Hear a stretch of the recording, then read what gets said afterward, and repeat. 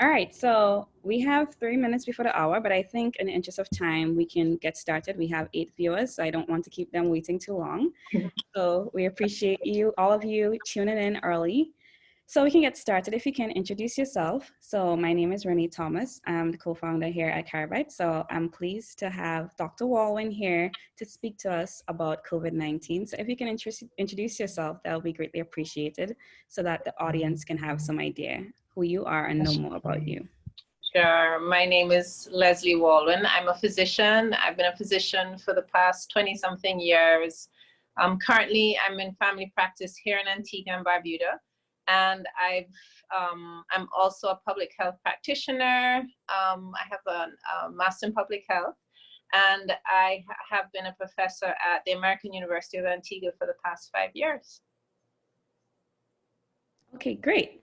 So it seems like you have a wealth of experience that I'm sure that you can give us some insight into more about the COVID-19 pandemic that we're facing here, not only in the Caribbean, but the entire world. So I think this information is very useful for a lot of people. So if you can get started, can you explain to us so that, a little child, no matter who it is, can understand what is COVID-19?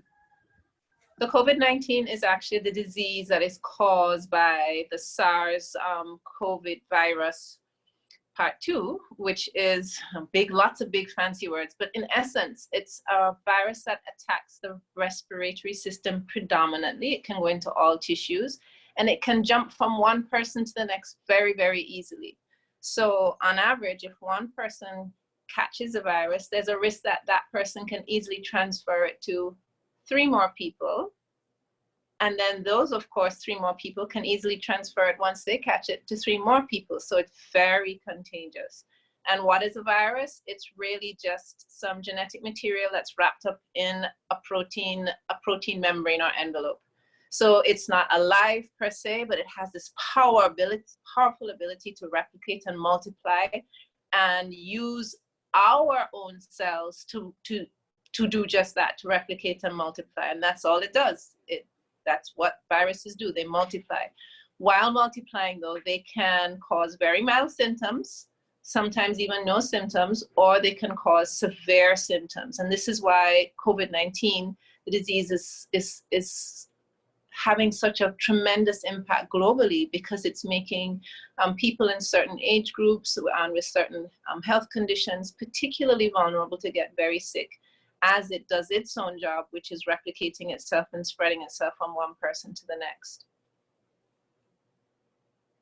Okay, great. So that's a really nice explanation. So can you give us an idea, how can we best protect ourselves against COVID-19?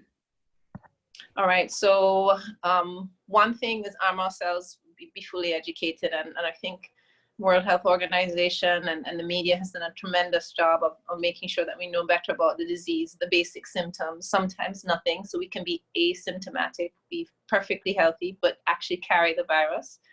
And of course, we can also have a fever, sore throat, a dry cough, so not typically a runny nose, and a cough bringing up phlegm, which is your typical cold. Joint pains, backaches, feeling lousy, feeling tired. A few people can also even get diarrhea, which means that it also goes into the gastrointestinal tract. All right, so keeping that in mind, the best ways to avoid it is, since it can be transmitted pretty far when we cough, pretty far meaning up to 2 meters, social distancing, which is a common phrase everybody knows now. So staying away from other people, since you don't know who has it, because the person next to you might actually be asymptomatic and him or herself not even have an idea that they have it. So staying away from each other physically is one important way. New information has come out. Initially, CDC and WHO were saying, don't wear a mask. Now it's the in thing. You have beautiful masks being made locally in Antigua, and I'm sure the same thing is probably happening in Grenada and other islands, where we actually do recognize that we can reduce the likelihood of transmission of the virus from ourselves if we have it to somebody else, or from even getting it if someone else in your near environment has it, and receiving the droplets from the infection. Because it is transferred by droplets, and it can be projected out with a sneeze from these droplets. And then you have these really tiny micro droplets that can go even further than the 2 meters, but that's highly unlikely in our general public setting. That's more likely to happen in an ICU setting in the hospital. So they're going to need even more protection than just the mask that you and I can walk around with. Critical, of course, is also hand washing, making sure that we're using soap and water. I'm guessing in Grenada and some of the other islands, water is easily available. It's not always 100% available all the time, so make sure you have water put aside and make sure that you have soap. Soap and water, 20 seconds, getting in between the creases, under your nails, washing, classic line, sing happy birthday twice, but 20 seconds of hand washing so that you reduce the likelihood of spreading the virus. Because typically, at least before I trained myself to avoid putting my hand to my face, it was like really hard effort. Typically, we do tend to put our hands by our face. It's such a part of our daily expression and activity. So now that we're trying to stop putting our hands to our face, we also have to make sure that our hands are clean.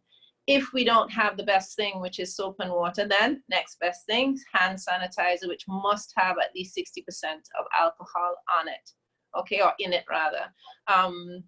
I know that you can, so regular drinking alcohol, not gonna cut it. You have to use the ethanol or rubbing alcohol, which is at least the 60% of alcohol in it. And then that's gonna also do the same job.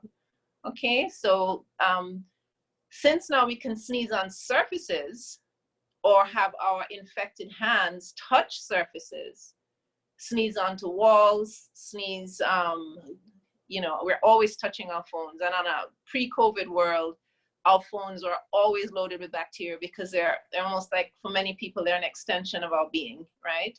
So our hands are never the cleanest. And then when you're touching it, handling money, et cetera, touching our phones. So we should be wiping down our phones as well with this 60 to 70% of alcohol, and also our surfaces. And that includes stuff that we're buying at the supermarket. You know, I did one of my weekly shops today, and when I got home, got my Clorox wipes and I wiped down my box of milk. I wiped down the plastic containers that some of the items that I bought came in, because that can actually really make a difference. So Clorox diluted bleach, and you can just go online and see what the dilution should be. Hydrogen peroxide also has some virus deactivating properties. And then of course, Rennie, you asked me about vinegar before. Vinegar is great for cleaning, but it's not going to deactivate the virus. So I know that's something that we all grew up doing, making sure that we soak our vegetables in vinegar, but that's not going to work with this. For this, a very dilute soap and water, soak it for a little while, all right, wash our vegetables. Our whole fruits and vegetables are actually better to buy than cut up fruit, pre-prepared fruits and vegetables that have come up cut up, because then we don't know who did the cutting, with all due respect to everybody else. But at least if we buy it whole, buy a whole orange, buy a whole cucumber, buy a whole tomato. We're also making sure that we get the vitamin C to boost our immune system, and continuing to eat healthily during all of these major changes in the world. Okay, thank you so much. Those are some very useful and very detailed tips. I think they'll be very handy for a lot of people. So you mentioned a lot about vitamin C. So I think that segues a lot nicely into my next question. How do you have any recommendations in boosting our immune system in general, so that in the unlikely or in the sad reality that we may get the virus, how can we best ensure that our immune system is a top notch to deal with it?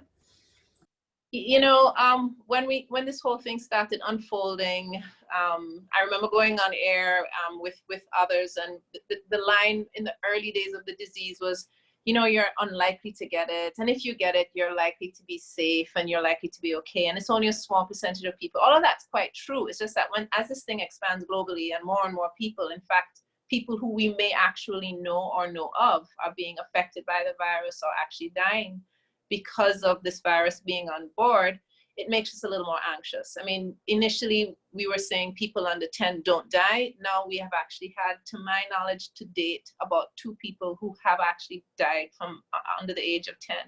So the first thing is, you know, how healthy are you to start off with, right? So if you don't have diabetes, don't have hypertension, don't have asthma, and don't have any other long-lasting illness, and you're young, as in under 60, then chances are pretty good for you that you're going to be okay. All right. And of course, now, how do we maintain good health? I mean, when you're younger, you can probably eat and do anything, but we really should be paying attention to our health from childhood all the way through. So making sure that we exercise regularly will actually do many things, help our mental health, help our physical health. And of course, if we're not jumping and launching into an exercise program where we're going to be exhausted from doing it, it actually helps overall to boost the immune system. Okay. Then eating healthily, you can't separate them. So lots of healthy fruits and vegetables, not big on sugar, but natural fruits and vegetables, because the vegetables in particular, there's sweet pepper, there's carrots, there's tomatoes, which are rich in vitamin C, broccoli, which is rich in zinc, okay? And then the antioxidant foods, the anti-inflammatory foods. So we all grew up with ginger, turmeric. These things actually do help to boost the immune system. They are not cures. Or if I've popped my vitamin C tablet, that does not mean I shouldn't wear my mask and I can go out and disregard social distancing and not bother to wash my hands. It's not a replacement by any means, eating healthily and doing these things, but it actually, you know, in Jamaica, we have an expression, one cocoa fill basket. So it actually adds to making sure that you're doing the right thing and being healthy. If you're into meats, that's also good in a way. Right? I'm not big on meats, but if you're into fish and into meats, it makes sure that you get your B vitamins in as well, which help with your overall mental well-being and the nerves. You want to be rich in vitamin B12. If you're not getting sunshine, it seems almost like a silly thing to say in the Caribbean, not getting sunshine, but the more urban we become, the more you know, the greater we live this type of new lifestyle where we're in an office or for some students in school all day or in an office, and then you go from the office to the car. You might be fit, but then you're going to the gym and you're not actually getting some good sunshine. That good sunshine actually helps to boost your vitamin D, which helps your C to work better. So if you're low in D, even if you're getting C, it's not working as well as if you have D added to C. So either get some sunshine, and if you're like my parents who are predominantly inside the house because of their age, then I give them actually vitamin D supplements to help to boost their immune system. And then of course, sunshine is good for us anyway in other regards. Getting sleep, we have to make sure we sleep properly. I find that a lot of my patients, as we adjust to the new norm, which I hope is not for the forever norm, but this temporary new norm, a lot of patients become very anxious. People, I mean, all of us, healthcare workers, we're all anxious because this is something we don't understand and we haven't yet figured out how to fully conquer it. We know how to prevent it, but once we have it, we haven't completely figured out how to recover from it with absolutely no long-term or short-term dis-ease. So I definitely want us to make sure that we do things to help us to relax. You know, relaxation and not allowing ourselves to get wound up, depressed if we've lost our job, depressed if we are stuck inside our houses. It even goes further, because sometimes you're stuck inside a house with a family member that you don't get along with, or worse, a family member who's abusive. So there are many realms to mental well-being in this whole COVID-19 crisis or pandemic that we also have to consider, but mental well-being plays a huge part in it. So I think like that is a really good segue again into my next question. So how do you see the pandemic affecting public health in the Caribbean in general? What are some of the changes that you expect or you'd like to see from your experience that you think that we can learn from and improve in the region? Yeah, I think that's a great question. In that, first of all, I want to say that I'm really proud of how I have seen the Caribbean respond to this. We have limited resources, and the vast majority of our islands, our economy is based on importing tourists, which brought in the viruses, or travelers, which brought in the virus in the first place onto our shores. And I think overall our response has been good. Everybody could do better. globally, when you see that the bigger economies are actually crumbling, and to date we're still surviving, we're hanging in there. I think it speaks well to our public health response, to our epidemiologists working hard, and to our governments. Even though I think it has been very politicized, which is stressful, I get it. I understand why it is a political thing, because this disease affects us economically, socially, and of course from a health perspective. So it's you can't separate the two. I think by and large, governments have listened to the health technocrats and responded appropriately. What would I like to see for public health? First of all, in the immediate, like next week, next 2 weeks, I remain concerned about our capacity to continue screening, making sure that we can actually screen for the virus, making sure that we can actually quarantine, and for the sick patients that we actually do have enough ventilators and supportive management available for our patients. So that remains a concern. And I think going forward too, it's going to be once again a test of our public health acumen, to make sure that we know when to release the lockdowns that we're on. When do we allow ourselves to go back somewhat to the way we used to be? I yearn for the beach, but I get it why I'm not allowed to go to the beach. So I think it's going to be a great test for us going forward. It's also a huge lesson for us going forward, in that we have to figure out that sometimes our food is our poison. And with, I understand tourism, and it may seem rude for me to speak of that as a poison, and that's not what I mean. So I hope I'm not misinterpreted. But when you think of what we depend on coming to our shores, the vulnerability that we have, because we're extremely vulnerable, and I think we've recognized for quite some time that we're vulnerable, which is why the public health teams throughout the region responded so quickly. It's because we know we're vulnerable. How are we going to make sure that we lessen the likelihood of this happening again? Because it's happened before, it can happen again. We're not sure if COVID will ever completely go away, like the first SARS that came and went, like Zika, like dengue.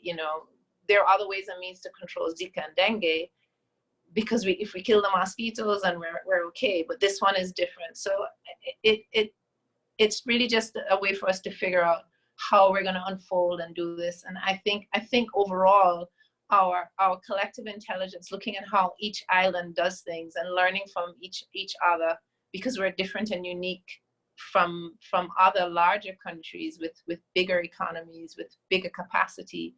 I have faith in us. I really do. All right, that sounds really promising, and I look forward to that too. I think there's a lot that we can learn, and I am looking forward to some of those changes. So my last question, because I know for some people they might be wondering, why are they doing this? Why is this Carabyte? So I wanted to ask you, how do you think small businesses like us can join the fight against COVID-19? Right. So I'm just so pleased to see organizations changing the way that they deal with their clientele. I think tons more could be done, because a lot of us are frustrated on lockdown, having minimal time to get out and do what we have to do. So companies are trying to adapt. And then for small businesses, I think we have to think outside the box. I mean, for many small businesses, they exist because the people who started it thought outside the box in the first place. So I think we have to be making sure that we don't limit ourselves to the original goal, and we have to be flexible. We have to be able to adapt to the new situation. Take Carabytes, for example, and which is, restaurants are closed, so right now that's impacting the business. However, popping up all over the place, even in Africa right now, I saw on BBC quite recently, home delivery of vegetables, home delivery of supermarket goods. We now have 24-hour delivery service for supermarket goods here on island. And I mean, yes, we have a curfew where between the hours of 12 p.m. in Antigua and 7 a.m. the next day, we aren't allowed out. But clearly with advocacy and with working with the communities, the parliamentarians, opposition, everybody is working together so that we can get that right amount of adaptation to our circumstances. And so we have a garment factory that has switched from making uniforms completely over to making masks, to the point that hopefully we'll be able to export those masks at a very, very reasonable price. We have English Harbor rum not being produced anymore by the distillery, and now alcohol that I sprayed on my entire office with is being sold at a very reasonable price, so that we can actually, they're playing their role. These companies are playing their role in addressing the crisis. I think it's really honorable. It is going to take support, like, you know, it's going to take having people working with you. Leadership has to be able to believe in you and support you. Flexing curfew rules and regulations, for example, the 24-hour service delivery that exists. But it just goes to show that it's possible. Okay, that's great. I think that's some very good advice. So I think that's all the questions. Well, that's all the questions we had. Because our live was breaking in and out on Facebook, we didn't get any questions, unfortunately. But we'll be posting this video because I recorded it live again so that people can watch it. Do you have any last comments, concerns, or information that you'd like to share with our followers? I think all of us are affected. I think if we take the time to relax, take the time to exercise, don't use the alone time to de-stress using alcohol and unhealthy foods, but rather focus your time more on self-care and self-love, enriching your minds, read something that's going to be interesting, that's going to help you with your personal growth online, or a book. Make sure you get your daily exercise. For me, I walk around my house and I do videos online that I exercise to, and push yourself to eat lots of fresh foods if they're available. If not, try and minimize on the carbs, and get some sunshine and some sleep. That's it. That's my advice. Okay, that seems quick and easy. So I think that's some very good advice. So as I said earlier, we'll share this video once again. And I figured out what was the issue. There was a new update on Facebook that I was using to run the live, but unfortunately I should have used the old one. But we'll use it again and we'll share it. So we thank you so much for being with us today. We appreciate it, and we ask people to look forward to some more short 20-minute discussions, because we're right on time, just as we go through this pandemic together. Thank you. All right, take care, bye-bye.